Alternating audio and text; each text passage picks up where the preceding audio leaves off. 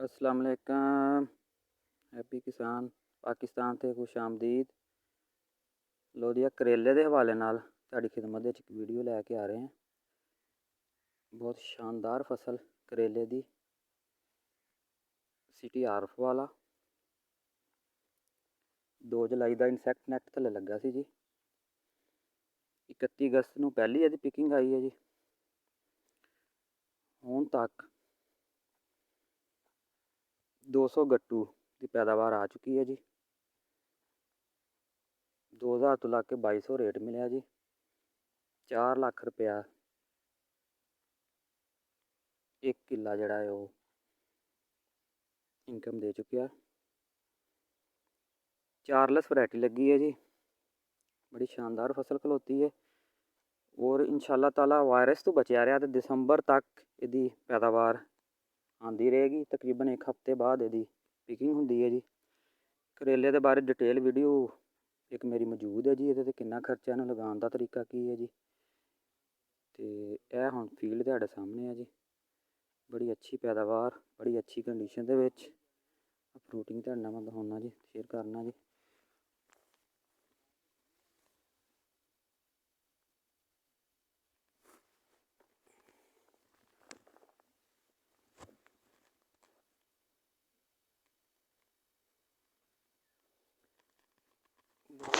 मुनाफा बख्श फसल है जी।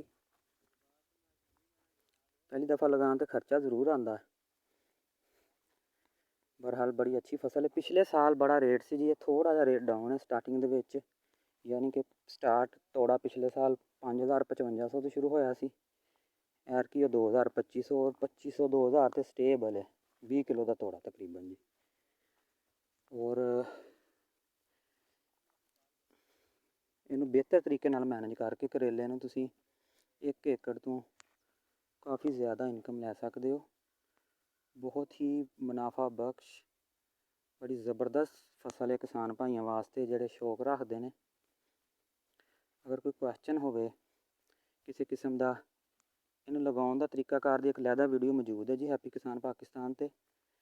कोई किसी किस्म का क्वेश्चन होवे तुसीं कमेंट्स च कर सकते हो। तुहानूं ਉਹਦੇ बारे बाद च डिटेल वीडियो दे विच ਉਹਦੇ जवाब दिते जाणगे। वीडियो बनाउण दा मकसद ये है कि किसानां दा भला होवे, बेहतर गाइड किया जाए उन्होंने मुख्तलिफ मामलों के विच, ताकि वो भी अपने खेतों के विच इस तरह दी फसलां लगा के अच्छा मुनाफा कमा सकन। अगर वीडियो पसंद आए हैप्पी किसान पाकिस्तान नूं लाइक करो, दोस्तों नूं शेयर करो।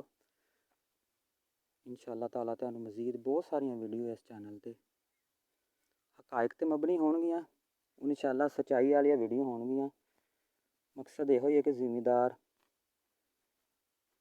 इस महंगाई के दौर दे विच अच्छी मैनेजमेंट दे नाल बेहतर मुनाफा कमा सकन। अल्लाह हाफिज़।